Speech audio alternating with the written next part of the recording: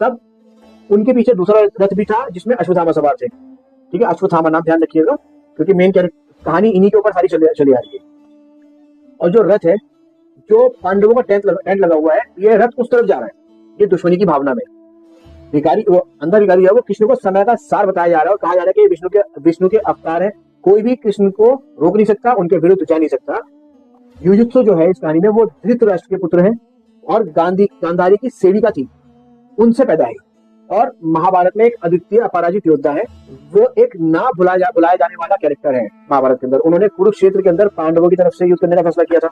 उनको लगता था कि पांडवों की तरफ से युद्ध करके वो न्याय और सत्य के लिए लड़ रहा है। उनके माता पिता ने उन्हें सदैव उन्हें हमेशा अनदेखा किया, इग्नोरेंस मिली, क्योंकि वो एक दासी का बेटा था। तो माँ ने भी कोई सुध नहीं ली और बाप ने भी कोई सुध नहीं ली। ये पांडवों की तरफ से युद्ध करने के लिए गए तो अपने भाइयों के खिलाफ गए थे, लेकिन पांडवों ने भी उनकी तरफ कोई विशेष ध्यान नहीं दिया, क्योंकि था तो दुश्मनों का भाई, रिश्तेदारी थी आपस में।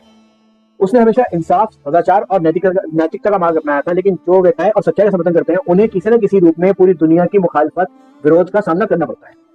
उसने अपने पारिवारिक संबंधों पर ध्यान नहीं दिया, लेकिन सच्चाई पर पूरा फोकस किया। जो दूसरा कैरेक्टर संजय है, वो धृतराष्ट्र जो अंधे हैं उनका सलाहकार है, एडवाइजर है उनका। वो राज्य का सारथी है, रथ चालक है, यानी कि राज्य को एक तरीके से वही चला रहा है, क्योंकि धृतराष्ट्र जो है वो तो अंधे है और राजा है वो, तो राजा का जो एक राइट हैंड पर्सन है वो है, और वो प्रत्यक्ष रूप से शामिल नहीं होते, वो बैकग्राउंड में रह के सारी एडवाइस देते हैं, फिर राजा का हुक्म आता है और सब कुछ उनके कहने पर हो जाता है। संजय के पास एक दूरदर्शिता थी, दिव्य दृष्टि थी, फोरसाइट थी, अच्छा नजरिया था। तो उस नजरिए के कारण वह कुरुक्षेत्र युद्ध की घटनाओं के साक्षी तथा वर्णन भी करते थे।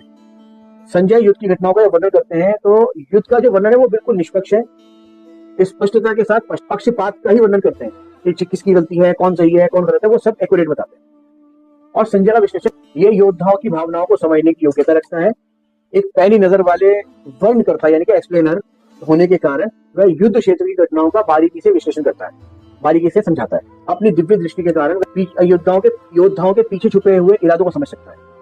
और तीसरा जो कैरेक्टर है विदुर, महाभारत में विदुर को नैतिक तथा ईमानदार पात्र के रूप में प्रस्तुत किया गया है, और वह कुरु राज्य था, उसका प्रधानमंत्री भी रहा, और वह पांडवों और कौरवों का चाचा था। और कृष्ण भगवान उन्हें धर्मराज मानते थे, उन्हें तर्क तथा ज्ञान की आवाज के रूप में लोगों की सेवा की। कृष्ण उनका सम्मान करते थे क्योंकि वह जनता के कल्याण के प्रति समर्पित थे।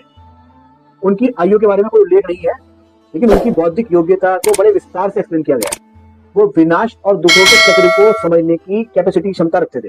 धृतराष्ट्र से उनकी अंतिम क्रिया उनकी बुद्धि को स्पष्ट करती, और वो इंसाफ के, नैतिकता के प्रशांत महासागर थे। वे निराशाओं के बादलों में भी आशा की किरण ढूंढ लिया करते थे।